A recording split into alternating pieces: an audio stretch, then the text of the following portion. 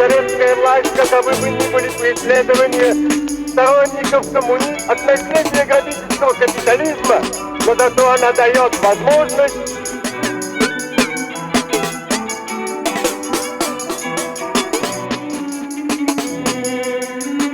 и вот почему советская власть, каковы бы ни были преследования сторонников от наследия грабительского капитализма, но зато она дает возможность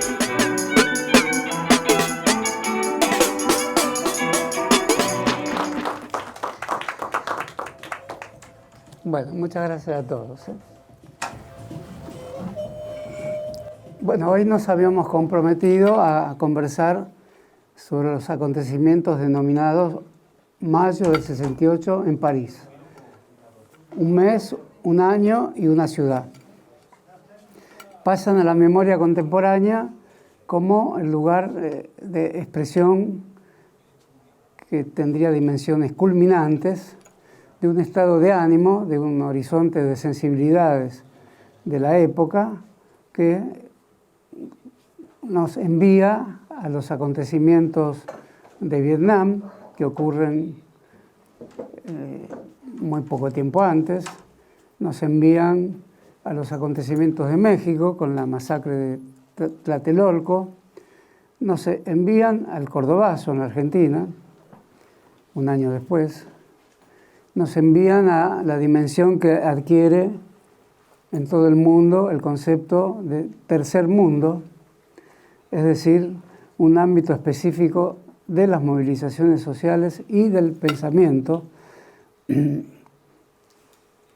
con el cual movimientos de liberación nacional de África, Asia y América Latina comienzan a convertirse en focos de atención para los militantes de todo el mundo, y eso significa un giro fundamental respecto a la habitual ubicación del mundo europeo como el mundo que circunscribe la idea de revolución o de cambio social o del modo en que las personas revisan su vida colectivamente.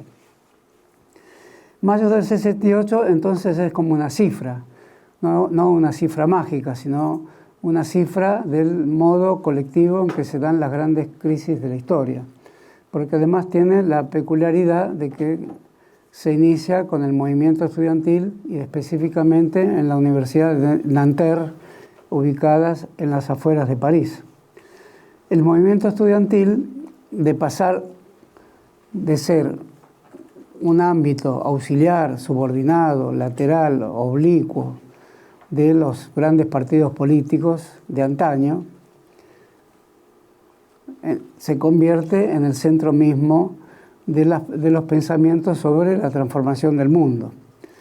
De modo que aparece ante nuestra capacidad de ubicar en primer lugar en qué se diferencia el mayo del 68 a la fuerte intervención de un partido político en un cambio social de índole revolucionaria, es que el movimiento estudiantil, al encabezar las acciones masivas, hace poner a luz, permite que se ponga a luz una característica que ya había sido tenida en cuenta por los revolucionarios del pasado. El movimiento estudiantil, había dicho Lenin en un escrito muy temprano de Lenin, no es una clase social. Ese es un pensamiento que tiene cierto interés.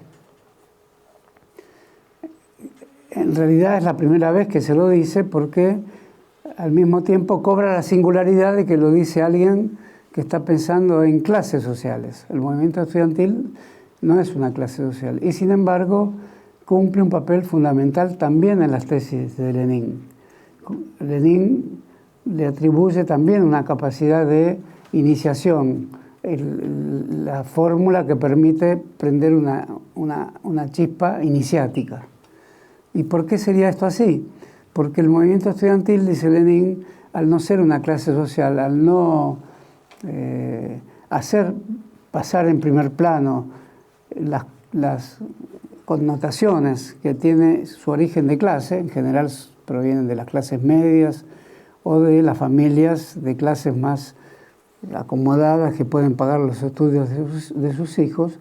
Sin embargo, el modo en que se sitúan frente al saber, es el modo en que se sitúan frente a algo que no pertenece al ámbito doméstico y familiar, pertenece a la historia de la razón humana o a la historia del saber humano o a la historia de las grandes creaciones humanas.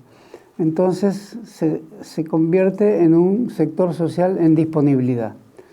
Y frente a él, dice Lenin, desfilan las grandes concepciones del mundo.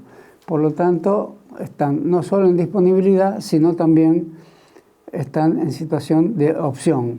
Y en el movimiento estudiantil, entonces, como un gran ámbito, como una gran piscina de ideas donde desfilan, esa es la expresión de Lenin, es decir, entrechocan y se muestran y se hacen visibles y se estudian y se convierten en textos las grandes ideas de la humanidad que confrontan entre sí, es un lugar de opción. Esta tradición que inaugura Lenin, creo, de considerar al movimiento estudiantil como una pieza de extrema sensibilidad, como una cámara que capta los climas que se desarrollan en los conflictos mundiales, hace su presencia vigorosa y sostenida en movimientos de masas en mayo del 68, pero con una diferencia. Ahí no está el respaldo inicial de la clase obrera. La clase obrera está en un segundo plano, está en un plano de penumbras, y no porque faltaran conflictos en Francia. Francia está atravesando una crisis económica muy importante, es una crisis laboral con muchos despidos, crisis habitacional, de modo que habría muchos motivos para que la Confederación General del Trabajo de Francia, nuestra CGT toma el nombre de la CGT francesa, que es muy antigua, habría muchísimos motivos para que hubiera una reacción obrera. No la hay, la habrá después, y tampoco subordinada al movimiento estudiantil porque aparecen muchas diferencias. No obstante, el movimiento estudiantil, que es la antena capaz de captar los climas de insatisfacción en el mundo, y eso ocurre hoy también en todas partes del mundo. El movimiento estudiantil, además, en Francia está en un momento específico de las reformas educacionales. Eso también suele pasar en cualquier lugar del mundo. Y las reformas educacionales trasladan a la universidad un conjunto de estipulaciones respecto al saber que lo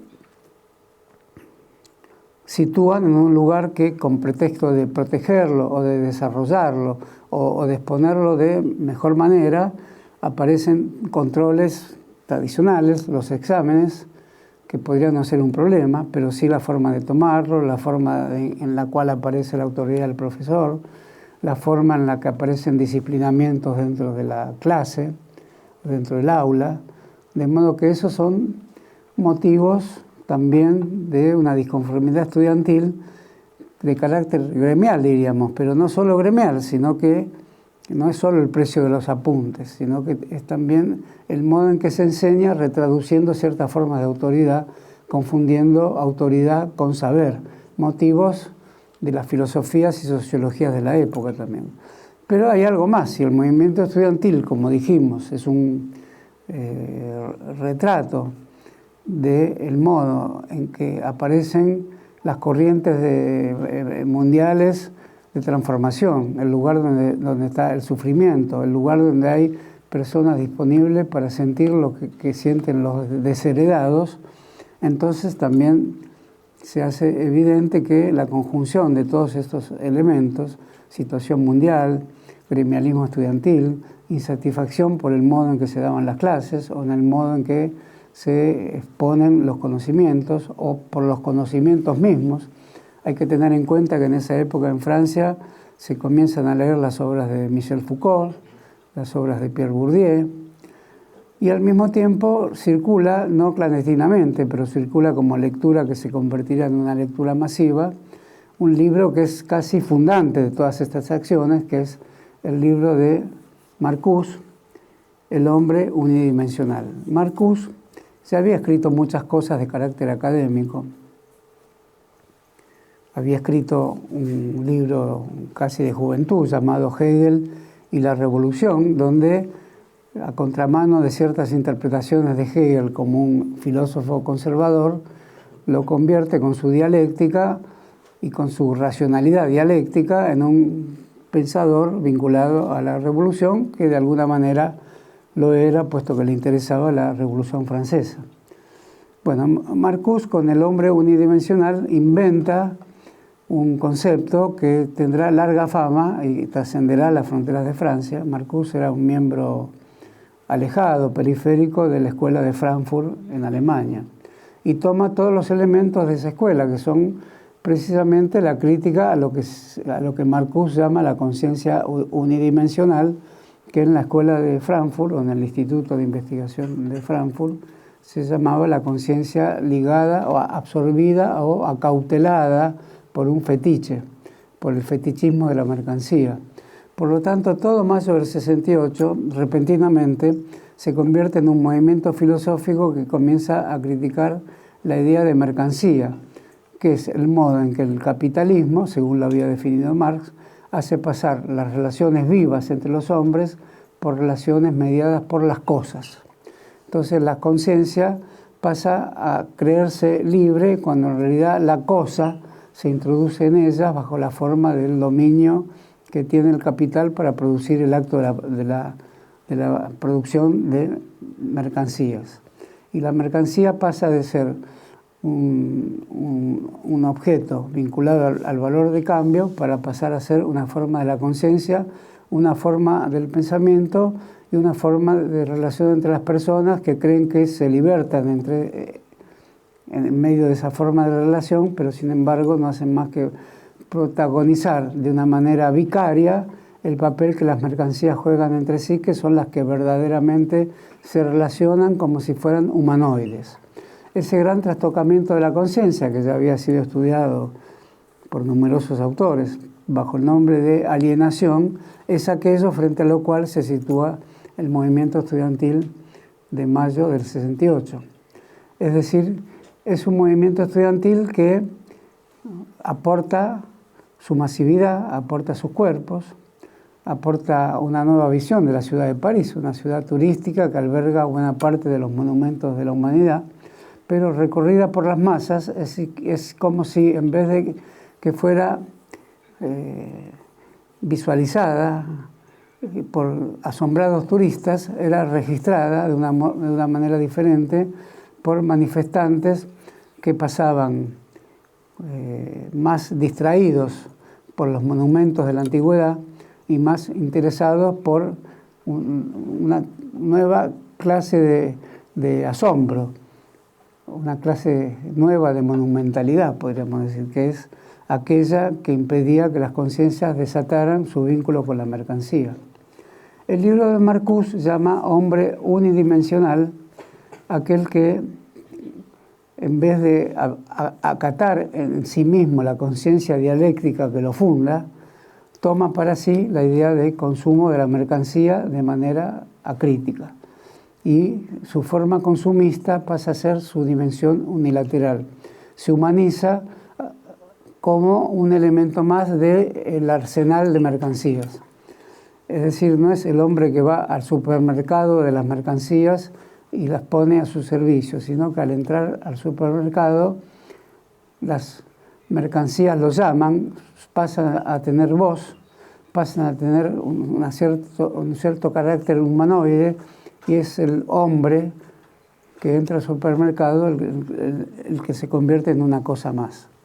Este descubrimiento, que no era tampoco novedoso, tiene la novedad sí que el movimiento estudiantil lo toma como un motivo de movilización y que en la obra de Marcuse se veía asociado también a otra dimensión de gran interés que hoy cobra mayor actualidad también, que es la cuestión del eros. Para recuperar la conciencia plena, es decir, la conciencia no capturada por el fetiche, había que también desarrollar una forma del eros.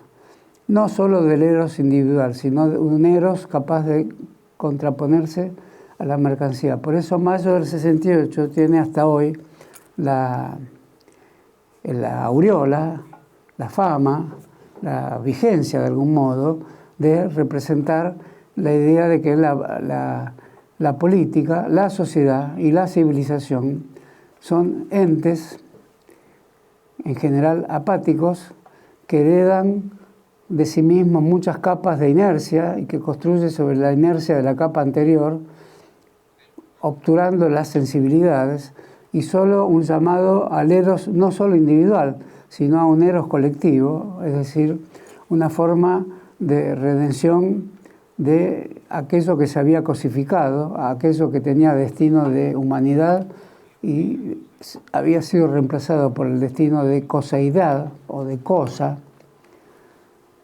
El eros colectivo podía desestructurarlo, podía sacarle las capas de opresión que lo asfixiaban y podían nuevamente convertirlo en un cuerpo deseante, que según recuerdo era ese el lenguaje de Marcuse. No deja de ser extraño que un filósofo alemán fuera uno de los inspiradores fundamentales de mayo del 68. En la reforma universitaria de Córdoba de 1918, es decir, 50 años antes, uno de los motivos principales era también el modo rigorista en que se impartían conocimientos y el modo de gobierno de la universidad.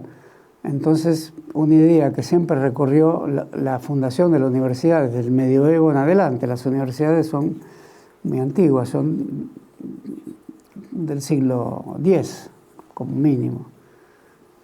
Algunos consideran la Universidad de Bolonia como la más antigua del mundo, del año 900.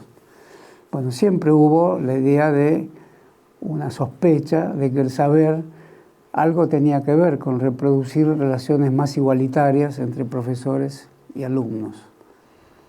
Y por lo tanto, los alumnos discutían sobre sus mismos cuerpos que formaban parte del claustro estudiantil, qué tipo de cuerpos y de conciencia serían, si aquellas que equilibraban la razón profesoral y construían un conocimiento dialogal, o si el conocimiento se dispersaba y se diluía en las formas de autoridad del profesor, que no esgrimía ningún otro saber que aquello que lo hacía sinónimo, meramente equivalente a su propia autoridad.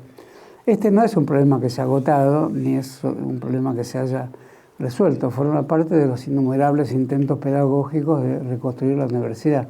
Lo que sí es original en la reforma del 18 en la Argentina es que esto haya producido efectos políticos importantes en la formación del APRA de Perú, en la formación del grupo estudiantil cubano que posteriormente participará en la Revolución Cubana.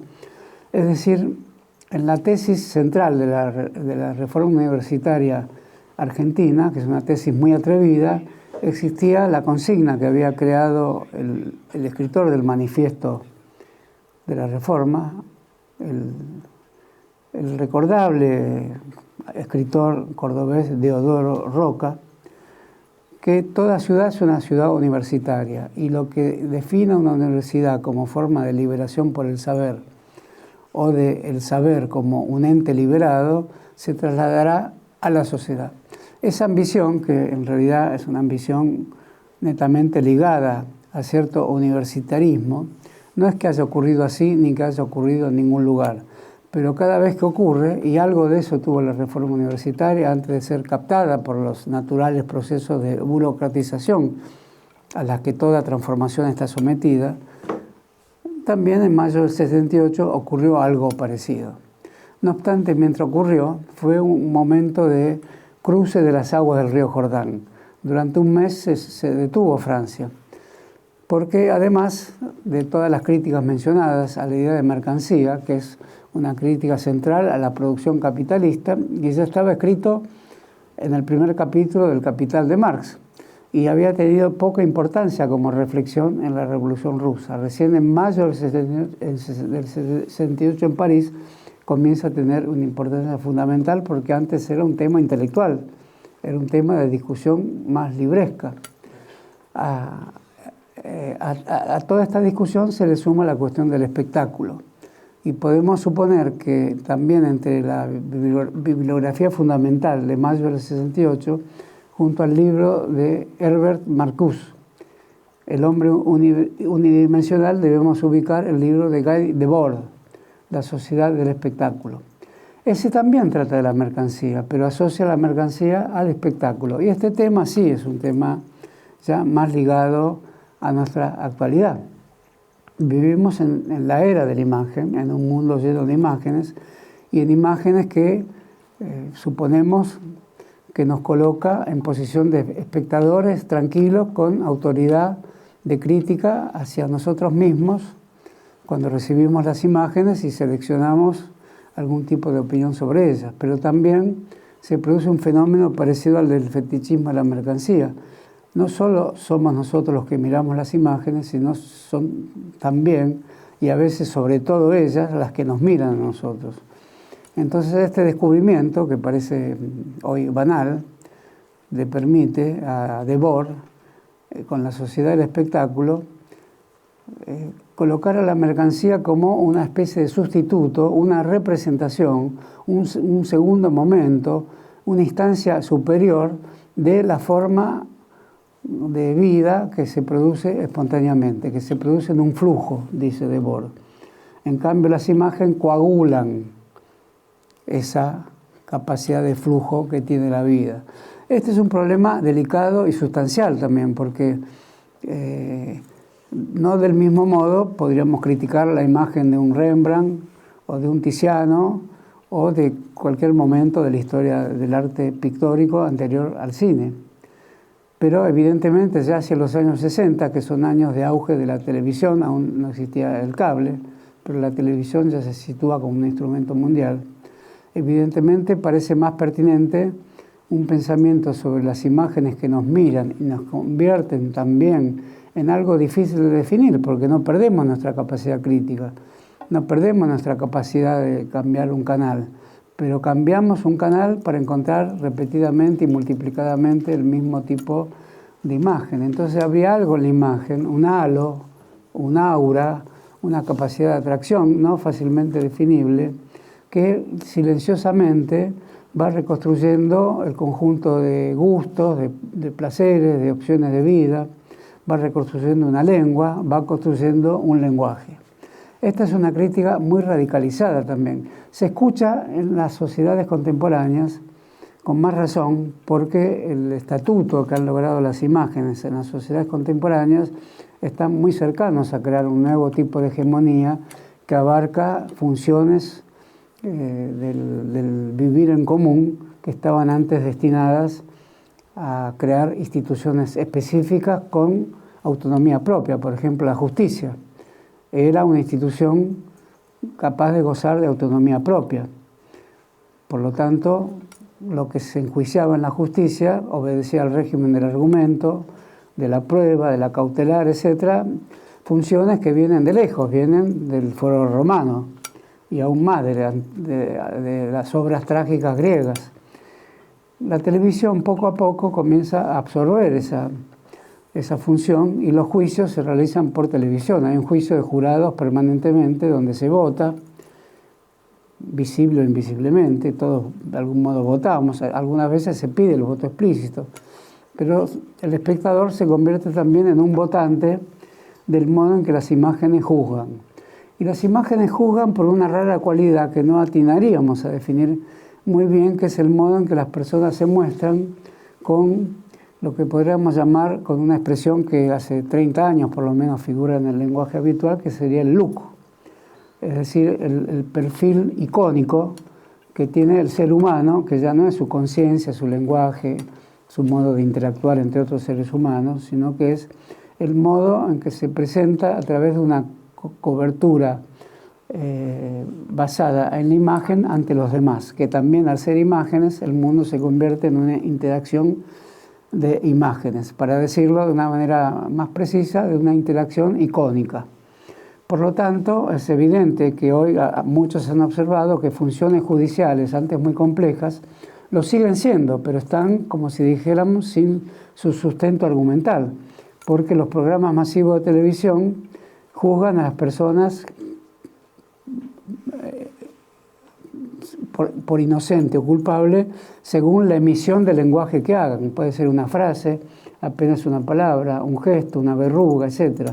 El estudio del rostro, de las minucias del rostro, de las minucias del habla, de los tics, de los clichés, etc., pasan después a ser títulos de los diarios, etc., que también incluyen, como es evidente hoy, en su forma habitual de presentación, programas de televisión que se miran al mismo tiempo que se leen noticias. Por lo tanto, vivimos en un mundo que se hace inextricable la relación del modo en que se presenta el mundo de los signos en una relación indisoluble entre texto e imagen, y no es el cine, y no es la historieta. Es un lugar donde se juzga, es un lugar eminentemente ético, o, para decirlo más suavemente, un lugar donde se especializa en el juzgamiento de la moral pública. Por lo tanto, su concepto fundamental es la corrupción, que es un concepto de fuerte dramatismo que tiene orígenes teológicos, no es un concepto judicial, si bien lo judicial depende, de, como digo, de la tragedia griega y en última instancia del juicio tal como lo establecieron las grandes religiones. Pero la justicia es una institución secular. Por lo tanto, la televisión lo que hace es volver la justicia a sus remotos orígenes teológicos, sin decirlo, porque anexó esa función, anexó la función de la justicia, y un personaje ya está juzgado antes que intervengan los jueces. Es más, los jueces intervienen bajo un guión que presenta la televisión. Es la sociedad del espectáculo, no solo anexa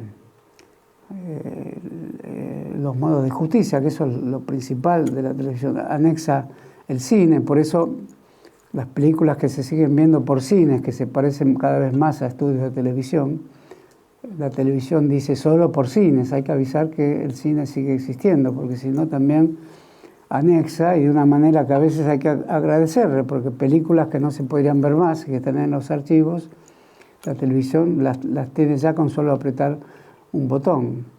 Pero la televisión lleva a las redes, donde también imagen, texto, formas del texto, controles de los textos, controles de discurso, hacen del fetichismo de la imagen o de la sociedad del espectáculo un control sobre texto, imagen y sentimientos, porque también los sentimientos tienen íconos, que con solo apretar un ícono se puede evidentemente resolver la cuestión de la dificultad de expresar un sentimiento. También entonces se anexan catálogos de sentimientos. Esa profunda anexión que no le quita libertades profundas a nadie, pero el sistema de libertades vinculados a derechos sí se va deteriorando gradualmente, es lo que comienza a ser criticado en la movilización estudiantil de mayo del 68. Por eso tiene cierto sentido que haya sido el cuerpo colectivo estudiantil el que haya hecho esta crítica que hoy está muy presente en el horizonte del debate contemporáneo. Decir sociedad del conocimiento, sociedad del espectáculo, supone que ya espectáculo y conocimiento no es una obra de Shakespeare vista en el Teatro del Globo en el siglo XVI o XVII, sino que son formas de juicio, son formas de construir subjetividad y son formas de construirnos como personas. No quiero abusar de una descripción de esta índole que parece catastrófica, pero si le retiramos el modo catastrófico que puede tener la presentación, porque si lo podemos hablar es porque también hay salidas críticas para poner cierta resistencia subjetiva a este enorme aparato de control universal. Bueno, esto se puede decir que es el texto interno que lleva a la movilización de un mes en París. Movilización que como la Revolución Rusa en San Petersburgo, para muchos pasó desapercibida. Nicolás Casullo, un gran ensayista y novelista argentino, que escribió un gran libro sobre mayo del 68, lo escribió porque él estaba de profesor visitante en París, en ese año y en ese mes. Pero vio pocas cosas, pues París es muy grande y hay cierta, como en toda ciudad grande, hay ciertos circuitos de tránsito, ciertos modos de circulación que no se superponen nunca entre sí, entonces vio muy poco. no se enteró que se llamaba Mayo del 68 ese acontecimiento. Pero los que lo hacían, también es habitual que no se enteren cómo se llama lo que están haciendo, porque para eso hay testigos, para eso está el periodismo, para eso está la televisión. Por lo tanto, entramos en una complicada cuestión, que es Mayo del 68 hace la crítica como fluidez de la vida a todo aquello que después convertirá a Mayo del 68 en un concepto, es decir, también lo coagulará. Y hoy es un tema de la conmemoración de la televisión, al cumplirse también, el año próximo se cumplirá también un aniversario de Mayo del 68. Entonces también la relación entre vida coagulada, que sería el régimen de las imágenes de control, o el régimen de los archivos, que no hay que pasar por alto la quema del archivo de Iron Mountain, era el archivo más importante de las transacciones financieras de los grandes bancos del mundo, en la Argentina. Si trascendió es porque murieron muchos bomberos, y eso es lo que hay que seguir investigando. Que es extraño el archivo, que la humanidad siempre quiere como lugar como el ejercicio del derecho básico de conservar su memoria. Las memorias financieras tienen otra facultad, de conservarla cuando es necesario y de quemarlas ellas mismas cuando también es necesario. Entonces ahí me parece que tenemos también una cuestión interesante con Mayo del 68, porque como sabemos sus grandes dirigentes después tuvieron itinerarios biográficos muy diferentes. Es así el caso de Daniel Cohn-Bendit, que era el gran dirigente de la época, era el que iba a los programas de televisión, era el que tenía el don de responder a las más incisivas interrogaciones de la televisión. Eso pone en jaque al gobierno de De Gaulle. En realidad fue el fin del gobierno de De Gaulle. De Gaulle era el último representante vivo de la Segunda Guerra Mundial. Stalin había muerto, Churchill también, Roosevelt también. De Gaulle era una parte de la Francia, importantísima parte de la Francia, que venía de la Francia conservadora, incluso ultraconservadora, del pensamiento de Charles Maurras o de Maurice Barré, en el que buena parte se inspira a la derecha francesa hoy. Pero De Gaulle tenía, siendo un personaje muy conservador, la peculiaridad de haber encabezado, como miembro del ejército francés fuera de Francia, la resistencia contra el gobierno de Vichy, que era el gobierno de Francia aliado a Alemania que ocupaba Francia. Era el gobierno de la ocupación alemana con sus aliados franceses situados en la ciudad de Vichy. Bueno, De Gaulle encabeza la resistencia desde Londres. Y en esa resistencia se puede decir que la componen los que después fueron gaullistas. El partido de De Gaulle fue un gran partido que dominó la Quinta República hace muchos años de la historia francesa, hasta muy poco tiempo después del 68, aunque siguieron gobernando miembros del partido de De Gaulle, pero en la resistencia había toda clase de orientaciones políticas, comunistas, demócratas, cristianos, conservadores, gente de izquierda. Eso fue la resistencia francesa, expresión que de algún modo muy reconocible en la época, en el periodismo. El periodismo de algún modo es el espíritu del mundo también. Que no es en vano recordar que de ese mismo modo fue tomada después de 1955 por la llamada resistencia peronista, incluso con el mismo saludo de los dedos en B, que eso era la gran imagen que se veía por todos lados después de terminada la Segunda Guerra Mundial. Universal imagen a la que los dedos de la mano se prestan adecuadamente para esbozar también como ícono la B de la victoria. Entonces, De Gaulle se ve amenazado porque, no por el movimiento estudiantil, uno podría preguntar cómo un movimiento estudiantil puede adquirir las proporciones que pudo tomar el partido bolchevique en Rusia en 1917. Es que ocurre algo más. El movimiento obrero se moviliza también, no exactamente del mismo modo que el movimiento estudiantil. Y ahí se produce, sí, también una suerte de alerta sobre la consigna habitual del movimiento estudiantil, obreros y estudiantes unidos adelante, que es la ilusión permanente y persistente del movimiento estudiantil que surge de la reforma universitaria, que se anticipó en muchos aspectos a mayo del 68. Me refiero a la reforma universitaria de Córdoba. Obreros y estudiantes juntos. Bueno, eso no era tan así. Si bien la Renault estaba en problemas, la Renault es la primera fábrica que comienza una huelga por horas de trabajo, caída de la producción, caída del salario, por lo tanto. Pero el Partido Comunista Francés, en ese momento muy fuerte, está bastante reacio a admitir el papel preponderante que tiene el movimiento estudiantil en la movilización. Y por lo tanto moviliza con consignas estrictamente sindicales, pero nada impide que haya una contaminación, una conexión, una justa posición entre la atmósfera que respiraba el movimiento estudiantil, que era una atmósfera liberacionista, erótico-liberacionista, digamos. Otro gran libro de Marcuse se llamó Eros y civilización. Y nada impedía que los obreros jóvenes parisinos también se sumaran a las marchas estudiantiles y que muchas fueran marchas en conjunto. En un momento hubo una huelga general en París y eso obligó a De Gaulle a un acto de cierto modo humillante, porque el grueso de las tropas francesas estaban en Alemania, en razón de que todavía Alemania era un país dividido y Berlín estaba dividido en dos Berlín, el Berlín oriental y el Berlín occidental.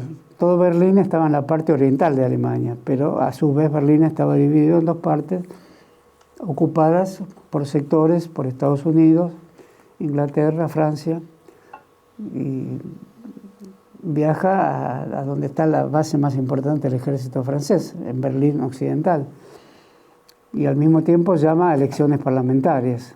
Ese movimiento conjunto de carácter militar parlamentario le permite a De Gaulle sobrevivir un poco más. Se debilita la movilización estudiantil por razones que también es necesario saber o respirar o intuir. Es muy delicado el modo en que la gente decide en un momento sumar su vida, sumar horas de su vida, sumar preferencias, opciones, y en vez de quedarse en su casa, sale a la calle. Ese es un tabique que está como abrigado por un velo muy sutil. Es una frontera absolutamente diluida en la conciencia de alguien. Diluida porque no se percibe claramente en el momento en que alguien la salta y la traspasa y se convierte en un manifestante. Así como en el movimiento contrario, el manifestante se convierte en alguien más apático, en alguien que considera que ya es necesario volver al refugio domiciliario o al horario de trabajo. Entonces también fue un momento de excepcionalidad, donde la ciudad era una ciudad no regida por horarios ni por la línea habitual de los colectivos, era una ciudad que tenía una lógica de irrupcional y de interrupciones inopinadas, era una ciudad en estado de anomalía. Eso es lo que percibe Nicolás Casullo en su gran libro sobre mayo del 68, que lo escribe precisamente para ajustar cuentas con su presencia en París, donde no percibió claramente que estaba en mayo del 68. Eso es muy interesante porque revela hasta qué punto es un acontecimiento de estudiantes franceses que saben de lugares, saben de zonas, saben dónde está el bosque de Boulogne, saben en qué calle o qué callecito o qué bulevar es el más apropiado para manifestar. Y uno que está de paso puede no saberlo, como recordábamos que John Reed en San Petersburgo veía a personas entrando a los teatros en el mismo día en que se toma el Palacio de Invierno. Es una lección impresionante de cómo la vida es el lugar de una profunda heterogeneidad de comportamientos. No se puede decir que los hombres y mujeres sean tan diferentes entre sí como diferentes son las opciones en cada momento en que el mundo parece tener una cúspide de aprensión, de miedo o de revolución, de exceso o de éxtasis, y no todos lo sienten igual y algunos no lo perciben por distintas razones, o porque no fueron los testigos adecuados, o porque no estaban ahí, o porque no les interesaba, o porque recorría el miedo que es una de las categorías fundamentales de la vida en común. Nos relacionamos tanto por el miedo como principal de los afectos, como por las formas amorosas. Esto primero creo que ocurre hoy en la Argentina. Bueno, mayo del 68 entonces está enclavado en medio del surgimiento de otro concepto, que es el concepto de tercer mundo. La expresión es interesante. ¿Por qué tercero? ¿Por qué esa enumeración? ¿Por qué el tercerismo? Siendo que el 3 es un número interesante, es un número impar que sucede después del primer número impar, que sería el 1. El 2 sería un número más apático, sería par, y el 3 reafirma que va a haber una secuencia donde nos obligamos a elegir entre pares e impares. Y los impares en general tienen una cierta trascendencia cabalística. El tercer mundo rompe una dicotomía entre el mundo soviético y el mundo de los Estados Unidos, el mundo norteamericano. Ya sabemos que en París del 68 había una seria objeción al mundo de vida de la sociedad que se había construido en los Estados Unidos de América. Era el modo de vida de la mercancía, era el modo de vida del consumo. Eso en Estados Unidos de América. Cuando la Argentina llega a la novedad de mayo del 68, muchos políticos vinculados a sectores de la izquierda argentina ponen también una objeción que sigue siendo parte de un debate de gran actualidad. Marcuse había observado que la clase obrera de Francia estaba desactivada, por decirlo así, o inactiva, o adormecida por el hecho que había entrado en las vías del consumo. En el consumo está la mercancía. Uno puede decir que debe consumir todo aquello que le permite la sobrevivencia, todo aquello que le permite el uso de los placeres, como diría Foucault. Bueno, acá lo que pone en juego Marcuse es el tipo de placer superfluo o de placer ilusorio. Es del placer espectacular o del espectáculo como placer que sustituye la vida del individuo que autodelibera y autodecide, o sea, el llamado individuo autodesiderativo, el que decide sobre sí mismo, se reemplaza por alguien que cree que decide sobre sí mismo, mientras que lo que ha definido las características de su yo es el cincel que le prestó la mercancía como imagen. Bueno, en la Argentina muchos políticos dijeron, pero acá hay falta de consumo, hay personas que no tienen heladeras, no digamos automóvil, hay personas que todavía precisan un lavarropas. Mucha gente, lo recuerdo personalmente, dijo eso en los años 60 en relación a los movimientos sociales de los años 60, que tenían la tentación, ante el impacto de mayo del 68, de protagonizar algo que se le pareciera, sobre todo en el mundo del movimiento estudiantil. Entonces, pudo haberse dicho, una cosa era la clase obrera francesa bien paga y todos llegaban a la fábrica con su automóvil, que no necesariamente era un automóvil de baja calidad, y se retiraban a un domicilio bastante bien abastecido. No era lo mismo la clase obrera argentina. Eso establece el obvio distanciamiento entre el mundo obrero europeo y el mundo obrero latinoamericano. Pero en lo que hace al primero, Marcuse había observado algo terrible, algo de carácter no leninista, digamos. Y por primera vez en la historia del pensamiento social, la idea de que la clase obrera, si es estimulada o si se le envía el conjunto de argumentaciones necesarias para hacer de su conciencia una conciencia alerta sobre la explotación.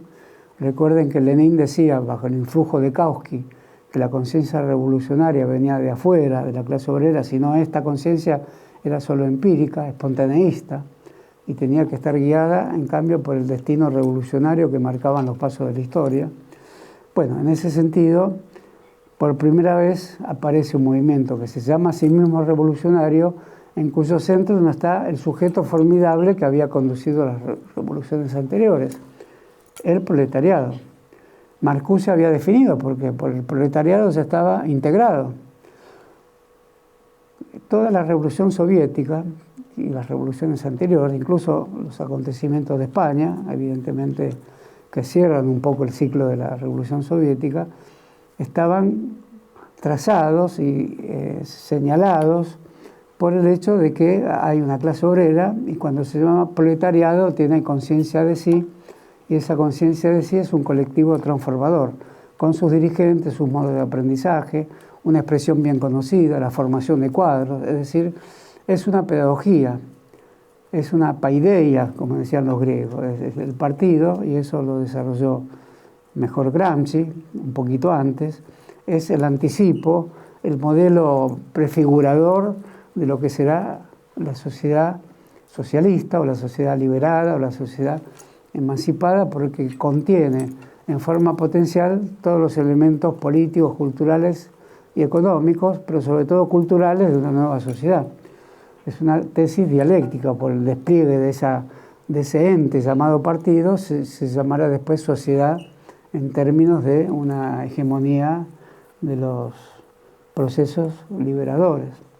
Bueno, la obra de Marcuse, que quizás no sea de un gran filósofo, no es su libro más importante, pero fue su libro más leído y era saludado por las multitudes estudiantiles. Era un hombre que creo que ya marchaba hacia sus 80 años. Es difícil decir qué pasa con un intelectual que pasa muchos años de su vida encerrado en universidades, dando conferencias ante 20 personas, presentando, no sé si era el caso de él, papers, creo que no era el caso de él. Era una persona con sensibilidades agudas y tenía la inquietud de decirle algo al mundo. Pero de todas maneras se encuentra casi en el último tramo de su vida con que es festejado por jóvenes cuya existencia vital tiene una distancia con la de él formidable. Por eso se convierte ante todo el mundo como el filósofo de aquellos años. Más allá de que ese título sea justo o no, lo cierto es que corta la larga tradición comunista con el proletariado en su centro. Ahora son los estudiantes, pero también están los proletarios, pero está el Partido Comunista francés también, que no era fácil que pasara a girar bajo la órbita de un pensamiento como el de Marcuse, el pensamiento de la crítica a la mercancía. Esta idea, formidable en Marx, está en el corazón del Capital de Marx, y de ahí la teoría de la religión de Marx, también como una mercancía ilusoria, de ahí su teoría de las ilusiones, su teoría de la imagen, y de ahí el modo en que Marx funda toda la idea de la dialéctica del iluminismo, que es el mito de la razón, que es lo que filósofos como Adorno u Horkheimer también tomaron del fetichismo de la mercancía. Y un poco antes, Lukács, que basó todo su libro Historia y conciencia de clase en la idea de que la mercancía también cosifica la conciencia proletaria. O sea que había un acervo bibliográfico anterior muy extendido para justificar mayo del 68, y sin duda tenemos que estar alertas a la pregunta de si con eso solamente se produce esta incisión tan grandiosa en la historia, con filósofos, con intelectuales, con autores de libros, o las personas se sienten llamadas a concurrir al espacio público con su protesta, con su demanda, cuando sienten desfavorecidos sus condiciones de vida económicas. Es la eterna discusión entre la voluntad ideológica o estetizante de cambiar el mundo y esa misma voluntad de cambio, pero motivada por razones económicas. Las primeras, las razones intelectuales, digamos, saldrían de una napa muy profunda de la conciencia, que sería la conciencia ética, o lo que después se llamó estímulos morales, o lo que ingenieros en Argentina llamó fuerzas morales. Es decir, se sale por un imperativo ético. Se sale, quiero decir, no solo a la calle, se sale de sí, se sale de la autodescripción que cada uno tiene de sí mismo respecto a que quiere una vida tranquila, burguesa. Doy como ejemplo el modo en que esto debe ser comprendido. En uno de los cuentos de Cortázar sobre Che Guevara, que se llama Reunión, que está concebido como un Che Guevara que habla en primera persona, Guevara piensa, y yo aquí en la selva, donde nadie me dijo que fuera, donde corro peligros, pero donde estoy haciendo algo que me gusta, y pienso en mis compañeros de la Facultad de Medicina de Buenos Aires, ¿Qué será de ellos? Y la pregunta no es ni insidiosa, ni irónica, ni arrogante.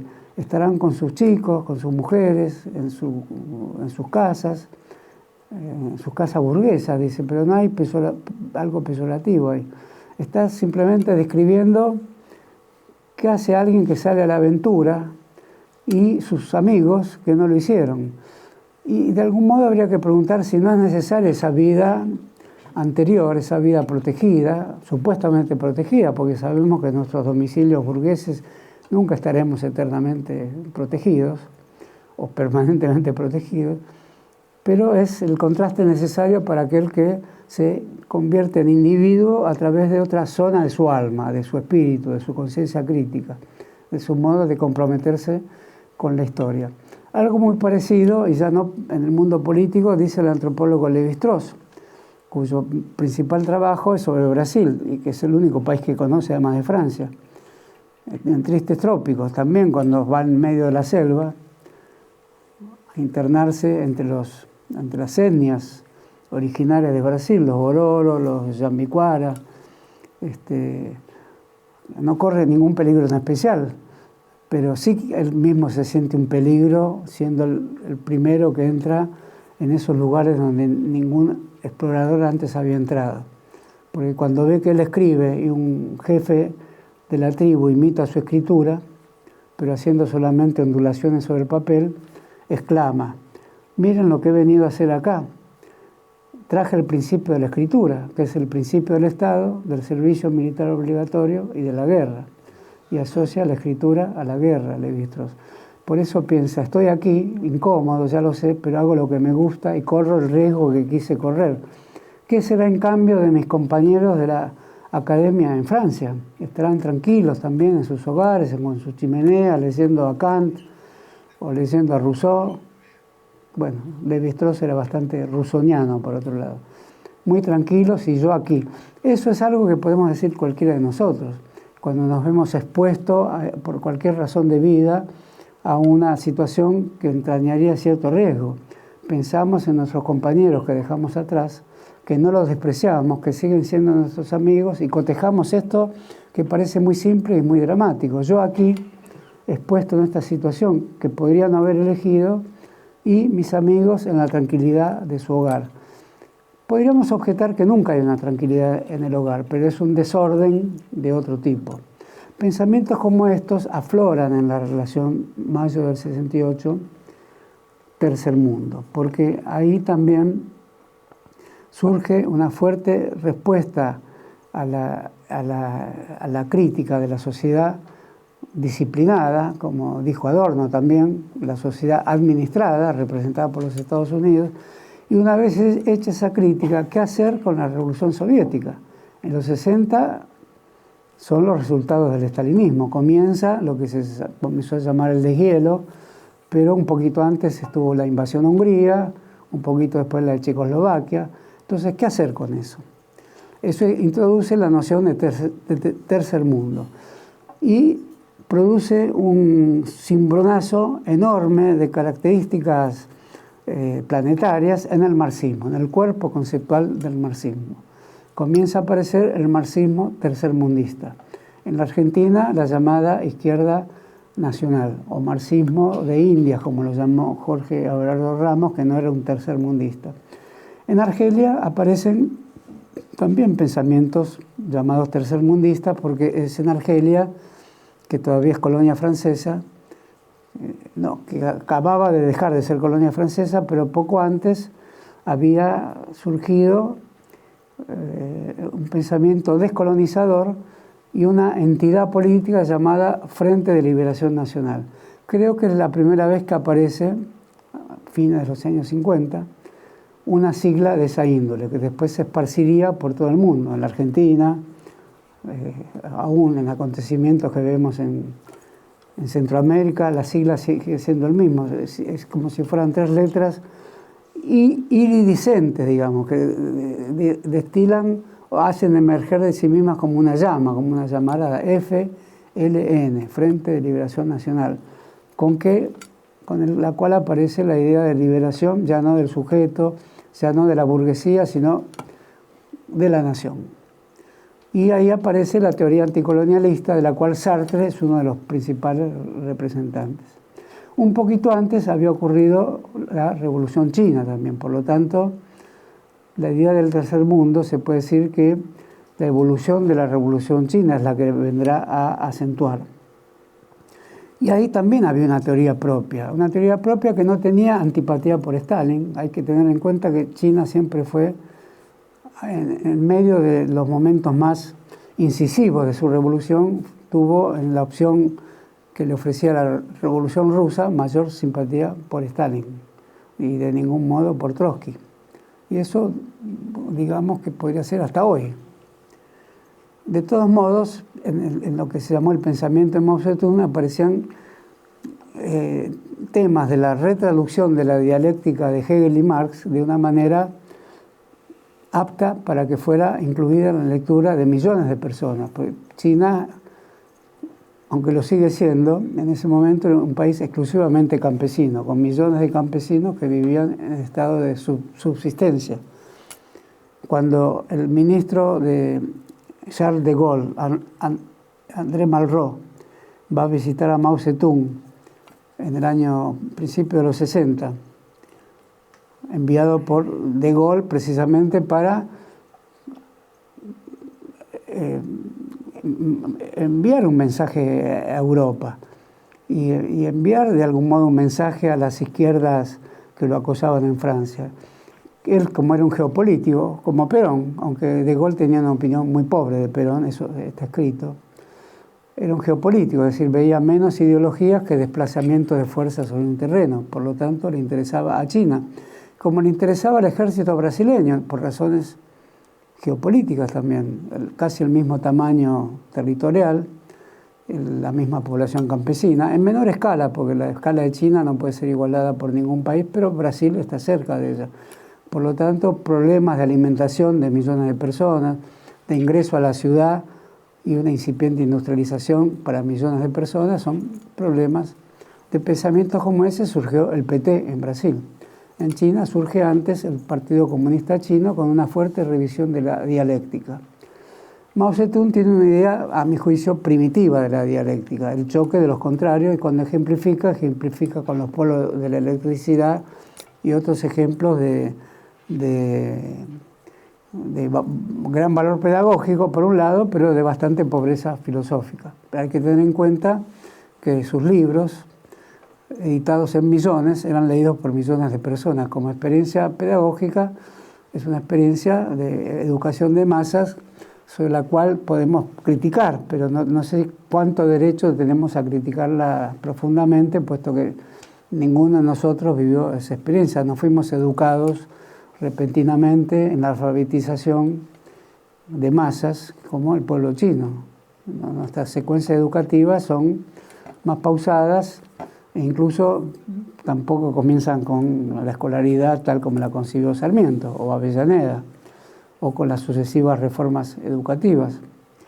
Entonces no vivimos una experiencia singular de la envergadura de China. Pero lo cierto es que en esas reflexiones de Mao sobre la contradicción, se llamaba A propósito de la contradicción su escrito, de los tantos que tuvo, porque Mao era un gran militar también, era un gran pensador militar. Y un pensador sobre el arte, no diría muy interesante, pero tenía la poética de la tradición confucianista de China también. Era un poeta sucinto que expresaba su amor a la naturaleza con metáforas muy simples pero profundas.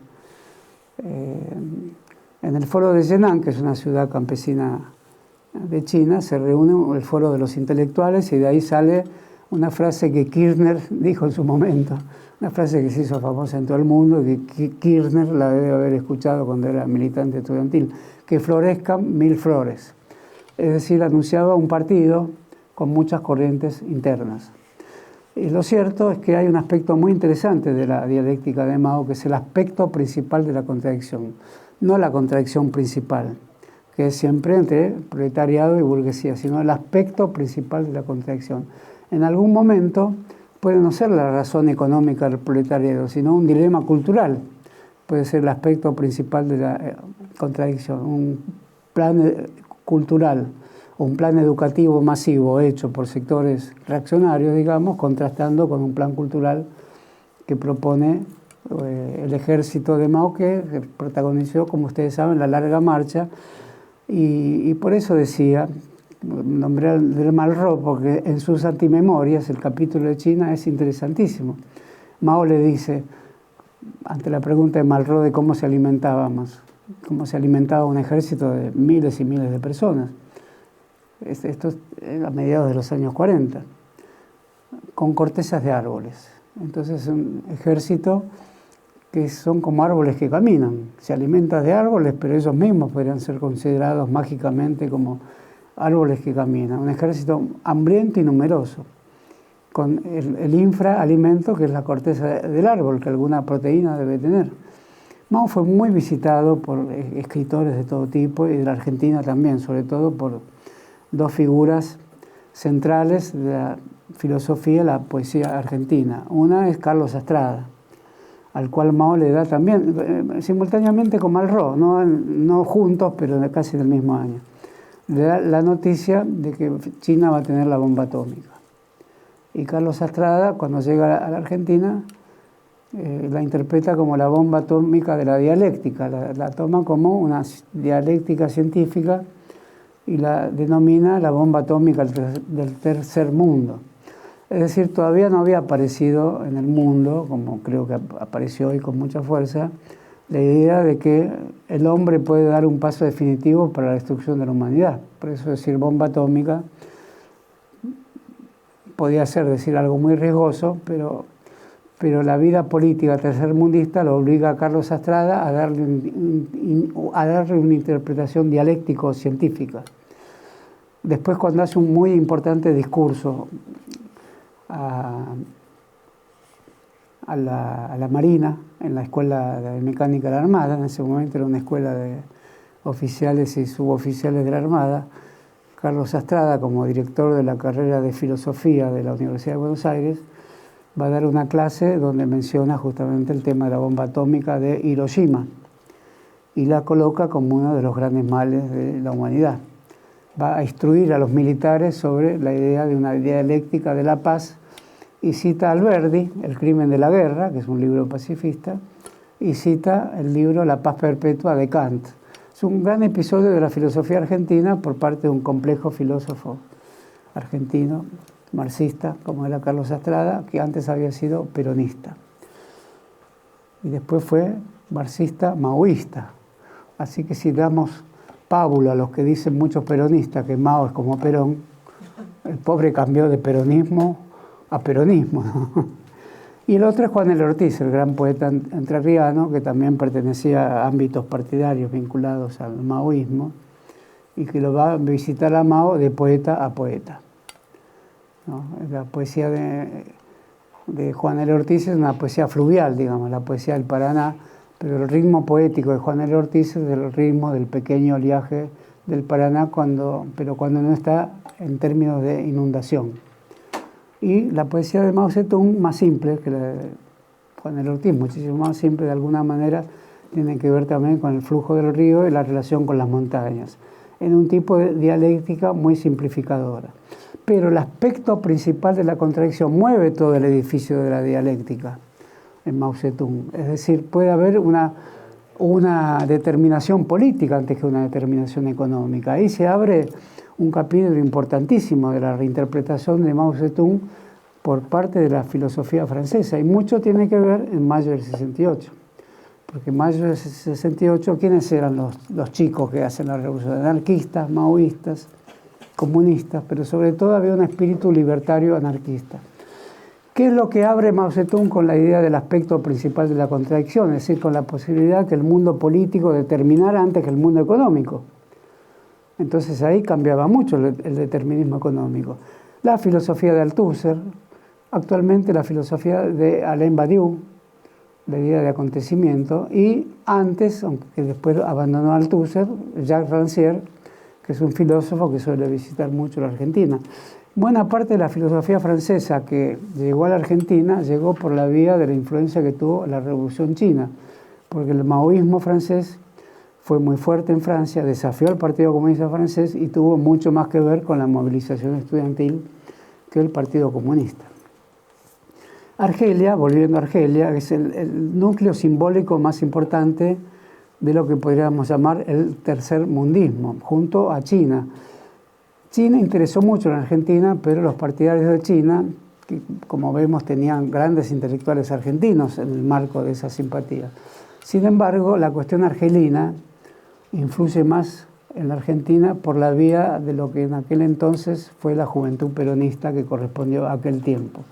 En las sucesivas mutaciones de este grupo político, estamos hablando de los años 60, las dos lecturas centrales son Andrés Malraux, Las Antimemorias, que es un libro formidable, y Los Condenados de la Tierra, de Frantz Fanon. A este libro le vamos a dedicar una pequeña reflexión porque tiene un importantísimo prólogo de Sartre, y el mismo libro está basado en la filosofía de Sartre, que es una filosofía llamada fenomenológica o fenomenología existencial, o posteriormente crítica de la razón dialéctica, que piensa un sujeto dramático, un sujeto que tiene que escapar también de la serialidad, o sea, de la repetición en serie de sus acciones, y que tiene que reconocerse en su conciencia crítica, evitando lo que Sartre llamó la rareza, la rareté. La rareza es un modo de fabricar sujetos. Es decir, ante la escasez del mundo, la escasez de posibilidades de vida, la escasez de materias primas, la escasez de la alimentación, la rareza lleva a que solo algunos, los poderosos, puedan decidir quién vive y quién muere. No es muy distinta la situación, sino más bien agravada, que vivimos hoy. Solo que Sartre la escribió con una batería de conceptos que hoy parecerían haber pasado al desván de los tratos viejos, se pasaron a retiro o se jubilaron a los 65 años, pero quizás podemos tener, para lo que otros podría no ser adecuado, poder darles 5 años más de sobrevida, jubilarse a los 80 años, quizás, porque son grandes conceptos, donde aparece el marxismo también reformulado. Sartre se siente un marxista en la medida en que dice el marxismo sigue siendo la filosofía de nuestro tiempo en la medida en que no se agotaron las condiciones que le dieron origen. Eso es una discusión. Uno podría decir, sí, se agotó la fábrica que ponían a la orilla de un río y donde se trabajaba 18 horas y tenían maquinarias elementales. Ya para la época de Sartre, la radio, por ejemplo, había modificado y ya la televisión, las relaciones culturales de una manera drástica. Sartre mismo tiene un estudio muy importante sobre lo que significa la radio. En la crítica de la razón dialéctica hay muchas páginas vinculadas a cómo se produce esa comunidad invisible de los oyentes de una radio, que hoy la aceptamos con toda naturalidad diciendo Cachito de Los Polvorines, María de Palermo, etc. Es decir, las personas son localizadas en tanto oyentes abstractos que forman una comunidad inconfesada, digamos, pero al mismo tiempo padecen de una falsa intimidad.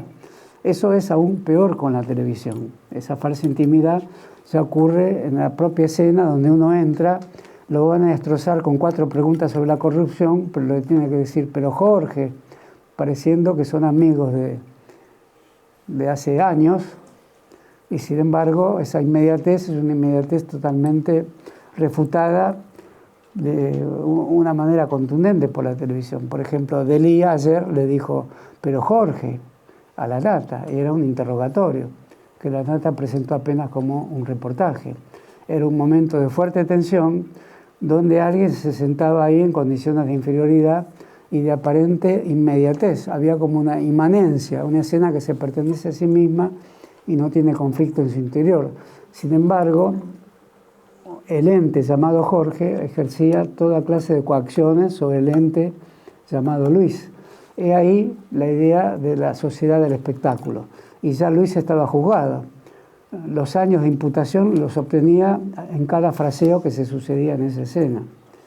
Bueno, en ese sentido me parece que todos los conceptos que salen de Sartre sobre la radio, sobre la cola del colectivo, ¿Quién estudia una cola del colectivo? La cola del colectivo es el lugar donde se produce la serie, es decir, la intercambiabilidad de las personas, pero la diferencia en cuanto al momento en que van llegando, más allá de las peleas de que yo llegué primero, etc. O sea, Sartre estudia cómo se fusionan, cómo se forman y se digregan los grupos. Por lo tanto, le agrega al marxismo la experiencia existencial, o lo que él en otro momento llamará la psicología o la psiquiatría existencial. Es decir, le agrega estudios sobre la mala fe, le agrega estudios sobre la mala conciencia, le agrega estudios sobre el colonizado y el colonizador, cuyo vínculo es la violencia y la cosificación. También aparece en Sartre la cosificación. Y la filosofía de Sartre, El ser y la nada, que es una filosofía muy compleja, no es un libro fácil, es una filosofía que finalmente se torna una filosofía política con sus obras de teatro. Por ejemplo, hay una que voy a referir muy brevemente, llamada Las manos sucias, escrita a fines de los 40, donde esboza una crítica al modo de organizarse políticamente de las tradiciones más duras de las ideologías, digamos, la tradición leninista, aunque él en ningún momento lo afirma así. Las acciones transcurren en un país ocupado, o sea, ya está pensando en un problema colonial. Y el Partido Comunista del lugar no quiere hacer una alianza con el sector nacional de la burguesía de ese país que está dispuesta también a oponerse al país ocupante. Es una ficción, no dice cuáles son los países. Y el Partido Comunista en ese momento tiene un sector que también está dispuesto a pactar con esa burguesía anticolonial. Pero el sector más de izquierda del Partido Comunista envía entonces a un personaje vinculado a ese ámbito a sacar de circulación al dirigente más conciliador. El personaje se llamaba Hugo. Y efectivamente Hugo lo hace y es preso. Elimina al jefe del Partido Comunista, que tenía la posición conciliadora, y pasan a dirigir al Partido Comunista los que tenían la oposición de confrontación estricta con el invasor colonial. Entonces aparece un drama existencial muy importante. Cuando sale de la cárcel Hugo, va nuevamente a la sede del partido. Y en el partido están los que lo mandaron a matar a Hohenegger, así se llamaba el jefe del Partido Comunista. Y ahora toman ellos la posición de Hohenegger. Es decir, ellos piensan igual que el hombre al que mandaron matar. Y Hugo, entre tantas otras cosas, de un diálogo muy importante, dice: heme aquí, estoy solo en la historia cargando con un cadáver. Es decir, las razones por las cuales se había producido un asesinato político. Un asesinato político tiene una cierta de autojustificación, que es repudiable, lo es como todo asesinato, pero al mismo tiempo la política existe como política, en tanto podría dar una justificación que podría ser superior en términos de un futuro liberado de la humanidad respecto a por qué eliminar a una persona. Yo personalmente no pienso así, pero partidariamente podría pensarse así. Sartre hace la crítica a ese tipo de pensamiento y Hugo dice: estoy solo en el mundo, pero con un cadáver. Porque los que mandaron el asesinato piensan lo mismo ahora que aquel que fue asesinado. Le proponen, sin embargo, seguir. Siga, no hay ningún problema. Ahora nosotros somos los que dirigimos y estamos aliados a la burguesía nacional contra el colonizador. Y él esgrime justamente su situación de haber sido el autor de la muerte de la persona que tenía esa misma posición, y por lo cual fue culpado y eximido después, ahora no recuerdo por qué razones, y le responde: no, usted también lo mató porque Hohenegger quería quedarse con su esposa. O sea, ahí es el Sartre que va de la razón de la historia, de la crítica, de la razón dialéctica, que se compone de una crítica de lo histórico y una crítica de la subjetividad y de la vida cotidiana y de la vida amorosa. Esa es la gran innovación existencialista de Sartre, que formula su consigna fundamental, que la existencia precede a la esencia, fuertemente criticada poco después por Heidegger, que responde con una muy dura carta contra el humanismo sartriano, diciendo que el ser es otra cosa y que hay que investigarlo fuera de su historicidad. Bueno, ese es un debate filosófico muy fundamental del siglo XX, en el que no vamos a entrar, pero revela la importancia de Sartre, porque Heidegger lo menciona por el nombre cuando dice Sartre se equivoca al fundar el humanismo dentro de la historia. Personalmente no sé si es así, me parece que hoy valdría la pena pensar en un nuevo humanismo dentro de la historia. Lo cierto es que con Sartre se difunde en todo el mundo la idea de que hay un mundo colonial y un mundo del colonizado, del cual el colonizado escapa no por vías necesariamente partidarias, porque Sartre dudó con la invasión a Hungría, creo que la criticó, después criticó más la de Checoslovaquia. Es decir, había una crítica a cómo se desempeñaba el Partido Comunista de la Unión Soviética. Entonces, con la idea del colonizador y colonizado como un vínculo existencial, aparece la idea de que el colonizado tiene en su interioridad de la conciencia la figura del otro. Ahí aparece la importancia del concepto del otro en Sartre. Y el otro es el colonizador. El colonizador forma parte inhibitoria de la conciencia del colonizado. Por lo tanto, el colonizado tiene que desembarazarse de esa conciencia por medio de un acto de carácter existencial. Ya no es la toma de partido en la escuela de cuadros donde se enseña la contradicción principal. Es otra operación diferente que ocurre en la conciencia del colonizado. De ahí la gran discusión de Sartre con el marxismo, que así pues respetaba y se consideraba marxista también, solo que en las condiciones del mundo colonizado o de la época del tercer mundo. De ahí Thomas Fanon, que era un psiquiatra martiniqueño, que va a vivir a Argelia, o sea, no es un argelino, es un joven psiquiatra influido por Sartre, influido de una manera fundamental por Sartre, y introduce el problema de la violencia, introduce la fenomenología como una forma de la percepción de la situación del colonizado a través de la violencia. Por lo tanto, el Frente de Liberación Nacional de Argelia, que tuvo una influencia radical de Frantz Fanon, que hoy es muy estudiado, pero por los estudios llamados postcoloniales, sobre todo los que se desarrollan en Estados Unidos, Frantz Fanon admite la violencia como una forma de desprender de la conciencia del colonizado ese otro que es el colonizador. Entonces, el ámbito de la violencia es muy amplio. Puede ser un partido armado, puede ser una violencia individual, puede ser el terrorismo de los Narodniki rusos, que sin embargo no tenían una teoría fenomenológica de la conciencia, que es la posibilidad de tomar partido a través de la supresión en sí mismo o la puesta entre paréntesis entre sí mismo de ciertas otras formas cristalizadas de la conciencia que nos sirven para esa acción. Entonces el libro de Frantz Fanon se convirtió en un libro de lectura de cabecera sobre los movimientos de liberación nacional, y en la Argentina, la militancia juvenil argentina de los 60 leía a Fanon o a André Malraux. No eran iguales, pero André Malraux, que fue muy cuestionado por haber pasado a ser el escritor de Gaulle,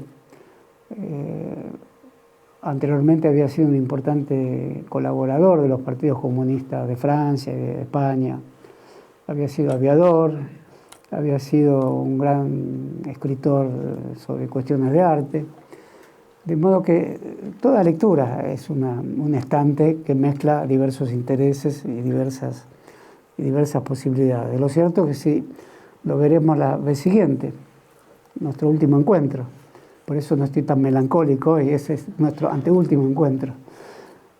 Por eso la conciencia militante es quizás la dúctil manera de hacer coexistir lecturas de época que no por serlo son semejantes entre sí. Y en esta conciencia de la época que llamamos años 60, de algún modo los llamamos así porque en todos estos años ocurrieron episodios que promovían una teoría de creación de sujetos que supieran de las causas que los oprimían, que no vivieran al margen de la autoconciencia y que expulsaran de sí mismos todos los factores de la alienación. Esta era una figura que estaba en Hegel y estaba en Marx. En Hegel de una manera vinculada a la exteriorización de toda acción por parte del sujeto, y en Marx solo de aquellas exteriorizaciones del sujeto que no comprendían de qué modo eran exteriorizaciones que estaban vinculadas al trabajo alienado, al modo de trabajo donde el capital generaba en el trabajador la idea de que trabajar tenía una utilidad para él y no para la formación del capital.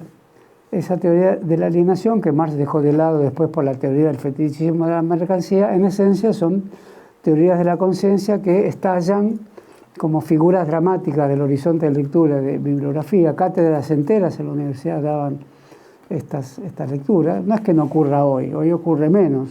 El mundo académico protege más una lectura que es académica de una lectura política. Pero Franz Fanon era tan académico como político, Marcuse también, Adorno y Horkheimer también, Sartre también, de modo que la lectura rigurosa de índole filosófica convivía con el modo militante, y eso es una diferencia que veo con esta época, donde los dos mundos están más separados, y no sé si esto está bien, está mal, creo que merecería una discusión más profunda, porque se liga al modo en que se quiere reconstruir la universidad al servicio de un trabajo vinculado a la servidumbre empresarial a partir de las decisiones que se están tomando sobre el mundo educativo actualmente, que no tienen nada que ver con ninguna de estas discusiones. Sartre también lanza la idea inaugural del tercer mundo, es decir, que hay algo de gran importancia que no es Europa, y no solo no es Europa, sino que es más importante que Europa, que es Asia, África y América Latina. Y esa es una idea que escribe en el prólogo del libro de Fanon, que también festeja el llamado a la violencia de Fanon, cosa que Sartre estaba lejos de ser un hombre violento, y Fanon también, pero la violencia parecía como un acto fenomenológico, es decir, era el modo en que cada conciencia descubría en sí mismo su libertad. Cuando atacaba a un colonizado, hacía dos cosas al mismo tiempo. Limitaba al colonizado y permitía extraer de sí al colonizado que tenía en su conciencia. Por lo tanto, hacía algo sobre dos hombres. A uno lo apartaba de su condición de colonizado, o lo hacía otra cosa, o lo inhibía, y él mismo se recreaba como un anticolonizador o un luchador contra el colonialismo. Lo de Argelia fue una revolución victoriosa. Hay que decir que dividió a Francia. Todos los países se dividen en algún momento. Lo que ocurre en la Argentina no es ninguna novedad. El otro gran escritor de la época, Albert Camus, no apoyó la independencia de Argelia. La independencia de Argelia está muy bien relatada en la película La batalla de Argel, de un cineasta llamado Gillo Pontecorvo, un cineasta italiano. La revista Cahiers de Cinéma, que es la revista más famosa en la historia del cine, de crítica cinematográfica, condenó esa película, no por razones políticas, sino por el modo en que los encuadres, es decir, la criticó por razones técnicas, el modo en que los encuadres en sí mismo dirigían al espectador en dirección a un sentido de la conmiseración o de la pena o de la identificación simpática con el torturado de una manera ilegítima. Pero era Cahiers de Cinéma, la revista más sutil de la historia de la crítica cinematográfica. Todo eso ocurría simultáneamente. La película La batalla de Argelia la vio toda la militancia mundial en los años 60, tanto o más que el acorazado Potemkin. Es la película de esos años, porque ahí se cuenta cómo se fue fortaleciendo el Frente de Liberación Nacional como una institución paralela al Estado francés. Por ejemplo, hay una famosa escena donde el encargado del barrio, en vez de cazar a los dos militantes en la mezquita, donde se deberían cazar, los caza en la célula clandestina del Frente de Liberación Nacional. Se casan ante la política de liberación nacional. O sea, la vida doméstica, la vida amorosa, la vida cotidiana estaba muy subordinada a la vida política. No era eso lo que postulaba Sartre, pero sí Franz Fanon se acerca mucho a eso. Hay una escena donde el marido llega a casa y la mujer le dice: ¿vos qué hacés, cobarde? ¿No te das cuenta que Argelia tiene que ser independizada de Francia? Y el hombre se acuesta en la cama compungido y no dice nada. Y Fanon agrega: la mujer no sabía que acababa de llegar de un acto de sumo riesgo hecho por el Frente de Liberación Nacional. Es decir, son todas microescenas o micro situaciones que revelan cómo en la vida cotidiana aparecía reproducida la magna idea de una transformación. De Gaulle, que era un general extraño también, general que no se puede decir algo muy simple de Gaulle, termina entre dos fuegos también, porque Argelia fue conquistada por Francia en el año 30 del siglo XIX. El general que la conquista o que la gobierna, el general Villot, no lo pronuncio bien, pero era amigo de Sarmiento. Sarmiento, cuando visita Francia, tiene largas charlas con el general Villot y llega a la Argentina diciendo que él puede ser general como el general de Argelia, el colonizador, y en su polémica con Alberdi le dice: tráigame usted esos doctorcitos que están rodeándolo, que no saben lo que es una guerra, me los pone en una playa desierta en Chile, recién había acabado de caer Rosas, y yo, que fui instruido por el general Villot, el colonizador de Argelia, les daré unas clases de estrategia militar para que salgan hombres. Esa es la gran polémica, entre otras, de Alberdi con Sarmiento, ¿no? Todos esos años Argelia fue una colonia, pero de Argelia salen Derrida, Althusser, grandes pensadores franceses, porque Argelia está colonizada por franceses. Y Francia está dividida en gran medida porque también el Partido Comunista francés no está muy convencido de la independencia de Argelia. Era más de un siglo que había una interrelación muy grande. El Partido Comunista francés propone mandar diputados argelinos al Parlamento francés, es decir, medidas intermediarias. Y Sartre encabeza la red de solidaridad con la independencia de Argelia. O sea, el papel de Sartre en la independencia argelina es fundamental. Por eso Sartre también tuvo un papel importante en la lectura argentina, muchos filósofos argentinos que con la lectura de Sartre reinterpretaron el peronismo siendo personas de izquierda no peronistas. ¿Qué reinterpretaron de Sartre?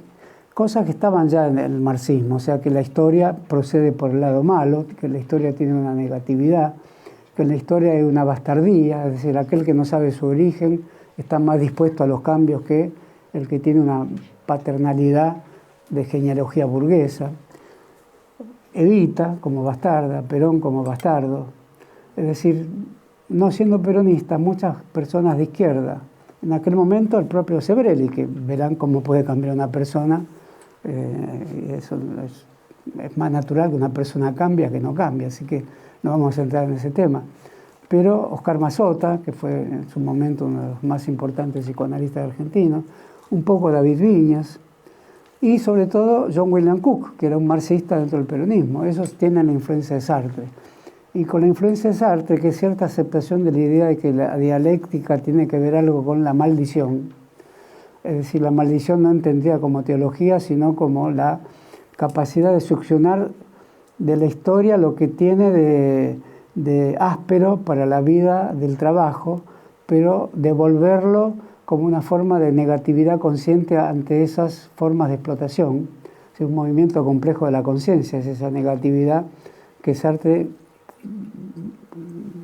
llamó maldición, un poco influido por Baudelaire también, por los poetas malditos. A eso lo toma Cook para su famosa frase: el peronismo como hecho maldito del país burgués. La maldición alcanzaba para cuestionar al colonialismo, no alcanzaba para ir más allá. Entonces el tercermundismo es una suerte de experiencia existencial de lucha contra el colonialismo, a la que se le seguiría otra lucha contra la burguesía, que luchó también contra el colonialismo, segunda parte de esa lucha que muchos no estaban dispuestos a entablar. De ahí que el peronismo es el hecho maldito, entabla apenas una primera lucha, una lucha contra quienes quieren inhibir, las grandes empresas multinacionales, la capacidad del Estado Nacional. La segunda lucha, reforma agraria, socialización de los bienes de producción, no la emprenderá. Pero la que emprende hay que entenderla porque es muy importante, es también un hecho maldito. Pues es la influencia de Sartre en todos lados, por eso digo, en las filas del peronismo juvenil y de filósofos de izquierda que no eran peronistas, y que por esa vía ven la rareza del peronismo, la ubicuidad y la ininterpretabilidad del peronismo. Se podía interpretar entonces a través de filosofías existenciales. La tortura, por ejemplo. La tortura está destinada a que se trastoque un individuo, no tanto a obtener información, sino a crear otros individuos, a cambiarle la vida a las personas de libres a esclavos. Eso es la tortura, como bien lo demostró la última dictadura militar, aunque demostró mucho más que eso. Entonces, todos esos elementos del sartrismo eran la definición del tercer mundo por excelencia. Por eso va Sartre a Cuba, en una famosa foto con Guevara, por eso va a dar una gran clase en la Universidad de San Pablo, una conocida foto con Fernando Enrique Cardoso, a un joven y aún de izquierda, a un tercermundista y a un autor de la teoría de la dependencia, futuro presidente de Brasil y hoy mismo operador del golpe de Estado que se dio contra Lula y operador de la posibilidad de que Lula sea preso ante la eventualidad de una elección donde salga triunfante. También las vidas han cambiado en Brasil en ese sentido. Es decir, no queremos decir nada en contra de esas vidas, queremos decir cómo Sartre, que tampoco tuvo una entera simpatía por el procedimiento de mayo del 68. En el libro de memorias de Simone de Beauvoir, su mujer, o su compañera, entran a la Sorbona en uno de los días de gran manifestación y lo único que observan es que el subsuelo estaba inundado y que había un descuido en la manifestación estudiantil.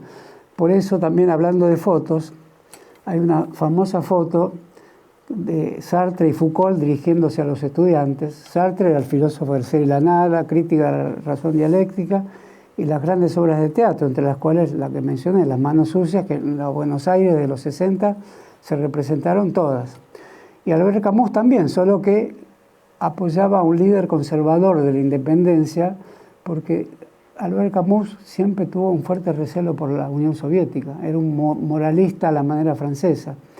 Es decir, el hombre moral es un hombre que tiene una aristocracia espiritual que le autoinhibe cualquier violencia y está siempre frente al problema filosófico del suicidio, que no es un problema existencial, es un problema de una elección estética individual ante la insoportabilidad del mundo y la imposibilidad de ser enteramente justos. Es una literatura totalmente diferente a la de Sartre, aunque fue confundida como existencialista también. O sea, Francia estaba dividida entre Albert Camus y Sartre. Y Sartre, que viaja por el mundo, es saludado por multitudes. No viene a la Argentina, como no viene Camus a la Argentina, por distintas razones. Camus viene a la Argentina, pero no tiene la recepción que tuvo en Brasil. Tiene el recelo de sus obras de teatro, Calígula y otras que ahora no me acuerdo, están bajo la censura de torpes funcionarios del Estado peronista de aquel momento. Igual Camus viene a Buenos Aires y se encuentra con el sector antiperonista, obviamente, que era el de Victorio Campo. En Brasil las cosas eran diferentes, aunque no viene al caso de comentar esta historia. Y del caso de Sartre, ignoro por qué razón nunca vino a la Argentina, pero era el lugar donde hubiera sido bien recibido por el sartrismo argentino. Fue de mayor envergadura que el sartrismo en Brasil. Y las charlas con Guevara, que fueron charlas de discusión, porque Guevara tampoco era un sartriano. Guevara tenía una idea de un tipo de humanismo más romántico, me parece. El Quijote, Goethe. Entonces, el tercer mundo se componía de estas lecturas, de estas acciones, y para terminar, también, antes dije esta deshilachada charla, voy a citar la frase que dije en alguna otra frase, de esta deshilachada frase, de esta deshilachada clase, porque precisaría un cierre más preciso. Creo que lo puedo encontrar en el hecho del hombre armado. El hombre armado es un tema, es un problema, es una cuestión moral, es una cuestión ontológica, es una cuestión que mencionada hoy no es lo mismo que mencionada hace 40 años, no podemos hablar de una continuidad en la valoración ética del hombre armado, porque hoy hay otro tipo de luchas basadas en la aplicación de un tipo de violencia inverosímil y aterradora, como la que ha pasado recientemente en Nueva York, que toca de cerca a la Argentina. El hombre armado de aquella época es un hombre que tiene un conjunto de valores. Por ejemplo, Ho Chi Minh en Vietnam, que fue la guerra que influyó en todas estas conciencias, pues también fue un frente de liberación nacional, a la manera de Argelia. Ho Chi Minh escribió un libro llamado El hombre y el arma, era el jefe de las fuerzas que habían derrotado al ejército francés primero, en 1951, en la batalla bueno, menos mal que tenemos una próxima clase, en la batalla de Dien Bien Phu, y después la lucha contra Estados Unidos, que permite la formidable película de Coppola, Apocalipsis Now, que es una formidable película sobre la decadencia de Estados Unidos y el modo en que se realiza la lucha de guerrillas de Vietnam. Hoy Vietnam utiliza los túneles de la guerrilla como lugares turísticos, por eso también ha pasado muchos años. Juzgar eso no es fácil. El tipo de capitalismo en China, el tipo de capitalismo de Vietnam, más vigoroso que el de China incluso.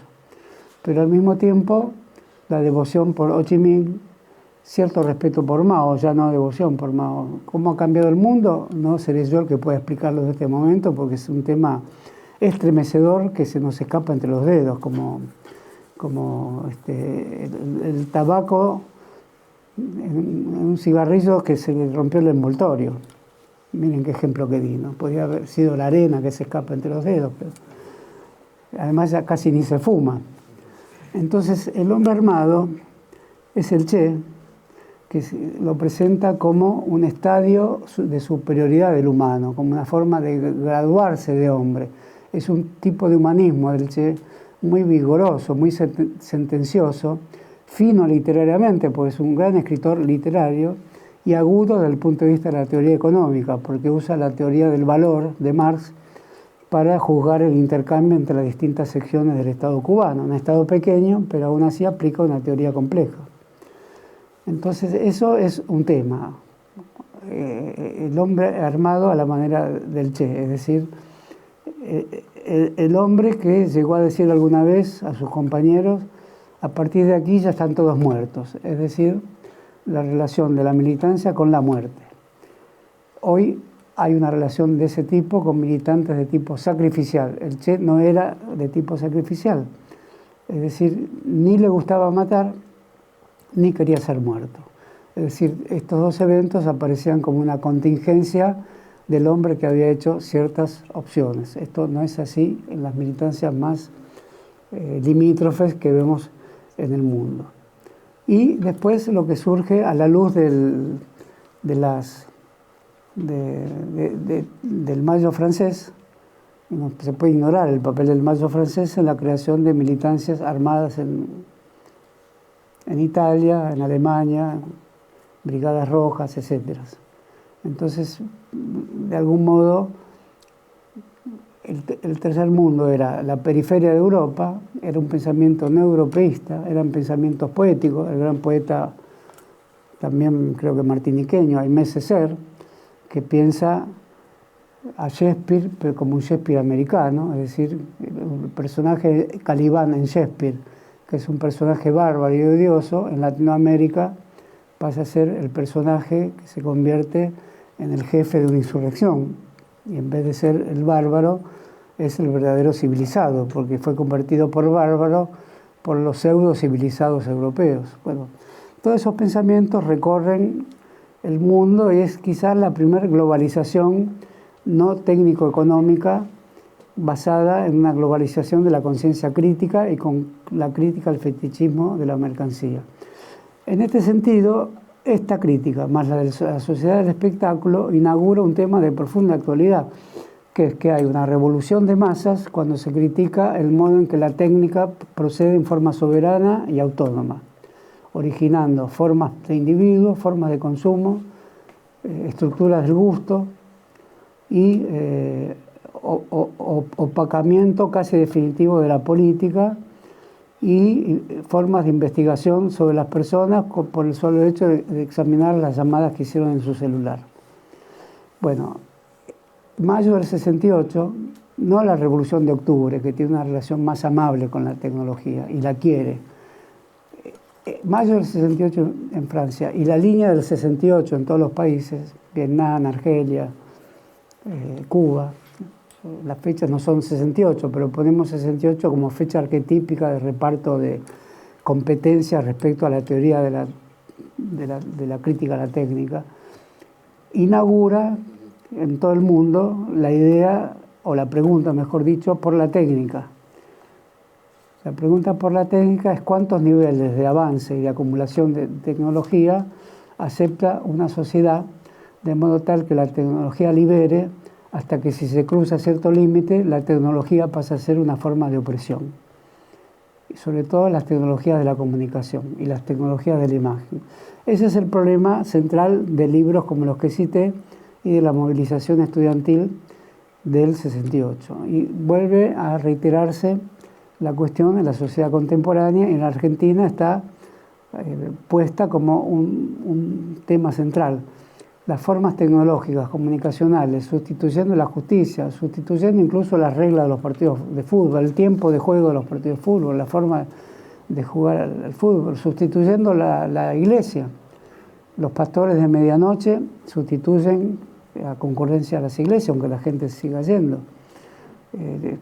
Todas las formas de sustitución que se imaginen, la vida amorosa es sustituida en gran medida por las telenovelas. El lenguaje mismo es sustituido por el lenguaje de la televisión, que a pesar de eso dice que lo toma del lenguaje real hablado. Toda la enorme experiencia sustitutiva de la televisión es una de las grandes novedades a partir de lo cual llamamos globalización a lo que ocurre en el mundo contemporáneo. De algún modo, todo el tercermundismo se puede leer a la luz de la gran esperanza que generó en muchos pueblos, porque a partir de ahí hubo un gran avance en las libertades públicas, en la democratización y sobre todo en la descolonización, y al mismo tiempo eso abrió un enorme espacio, agotados o suavizados todos esos grandes oleajes transformadores, incluidas las masacres como la de Tlatelolco en México, que también eran los estudiantes tercermundistas mexicanos. Bueno, hoy todos esos movimientos, de algún modo, dijeron sobre la técnica, ya sea para cuestionar sus aspectos más problemáticos, ya fuera para incorporar, como en el caso de Cuba, los aspectos más necesarios para el sustentamiento de la vida colectiva. Hoy es lo que de algún modo ha triunfado en el mundo. Ha absorbido políticos, ha absorbido estados, ha rehecho a las naciones. Lo que ella misma llama globalización es la creación de una lengua universal que de algún modo está produciendo un enorme espectáculo de la decaída del tesoro del cual todos somos herederos y del cual todos poseemos un poco, que es la lengua tanto común como específica que hablamos en las circunstancias que sean. Entonces todo eso, de algún modo, no hace vano hablar de las grandes transformaciones, revoluciones y las formas de militancia de las que estuvimos hablando. No lo hace vano porque evidentemente la estructura mundial, dominada por una tecnología específica, que es la tecnología de los medios de comunicación, que juzgan arbitrariamente a las personas y también las destruyen, antes de que intervenga cualquier juez, por más terrible que sea, porque los jueces también están reproducidos por esta enorme telaraña de la sociedad del espectáculo. Entonces, dicho esto, es necesario advertir que todas las grandes revoluciones se midieron de una manera u otra con las tecnologías. Se midieron con la fotografía, con el cine, con la locomotora, con la televisión, con los satélites. Esto sigue siendo así, pero se puede decir que la gran esperanza de equilibrar socialismo y electricidad, de algún modo se produjo un serio desbalance que si podemos consideramos la vez que viene, que es el desbalance por el cual la electricidad y sus derivados, los grandes diques, los grandes satélites, las grandes cadenas de televisión, de algún modo tienen como un ser que lo sostiene, que tiene una superioridad filosófica o ontológica, podemos decir, respecto al socialismo como categoría moral que al principio lo acompañaba e incluso lo guiaba. Hoy tengo la triste sospecha de que es al revés. Y ya no digo socialismo, digo política y tecnología. La triste sospecha es la de que el mundo tecnológico es finalmente la única forma de hacer política en su interior, con la cual la absorbe, la diluye e incluso por momentos parece que la deglute o le quiebra los huesos internamente al deglutirla. Entonces la próxima vez trataremos la cuestión de qué heredamos de los años 60 Argentina en materia de interpretación de este comienzo del siglo XXI a la luz de importantísimos sucesos políticos que han ocurrido en estas 7 o 8 décadas. Bueno, nada más por hoy entonces. Muchas gracias. Les agradezco a ustedes la concurrencia, siempre fieles, aunque veo algunos blancos por ahí. Bueno, espero algunas preguntas ahora.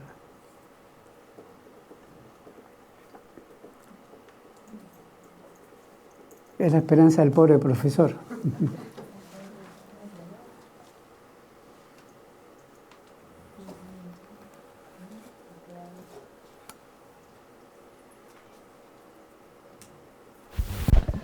¿Qué tal?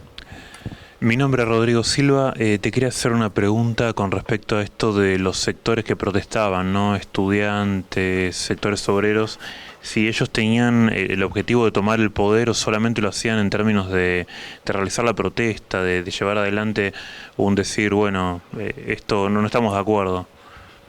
Bueno, yo creo que De Gaulle creyó que sí, por eso hizo algo que no formaba parte de era un hombre de 2 metros, orgulloso general de Francia, encarnación de Francia.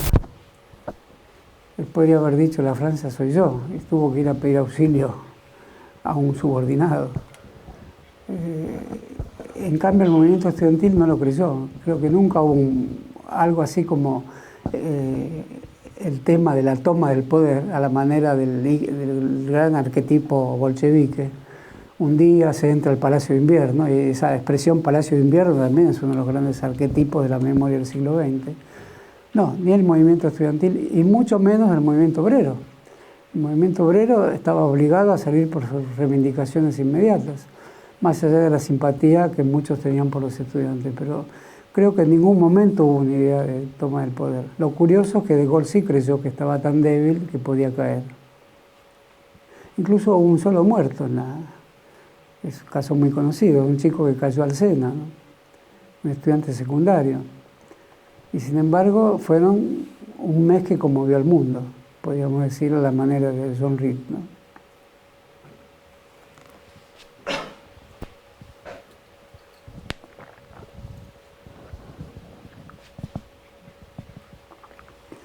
Bueno, podemos. ¿Hay alguna pregunta más? Any questions? A mí me sale mal el inglés, aunque sea diciendo any questions. Yo le hago, aprovecho acá a hacerle una pregunta, Horacio. Sí. Está la famosa frase, ¿no?, que cuando París estornuda, toda Europa se resfría. Digo, ¿el acto del mayo del 68 tuvo réplicas en otros países de Europa? Sí, tuvo réplica en Checoslovaquia, pero era la disconformidad de un sector de la clase media con el sistema soviético, ¿no? Y un numeroso grupo estudiantil también. Tuvo réplicas en todos lados, en todo el mundo estudiantil, y en la Argentina también, obviamente.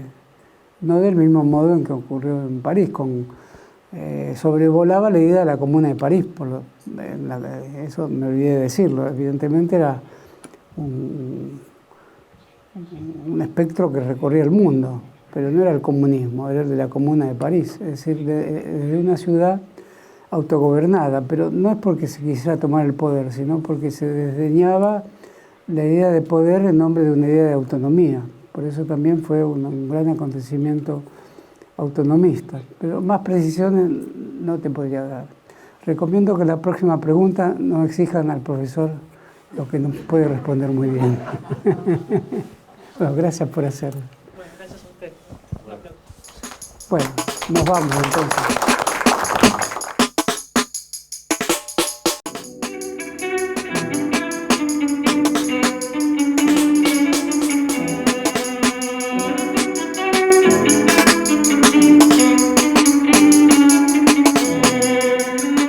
И вот почему советская власть, каковы бы ни были преследования сторонников от наследия грабительского капитализма, но зато она дает возможность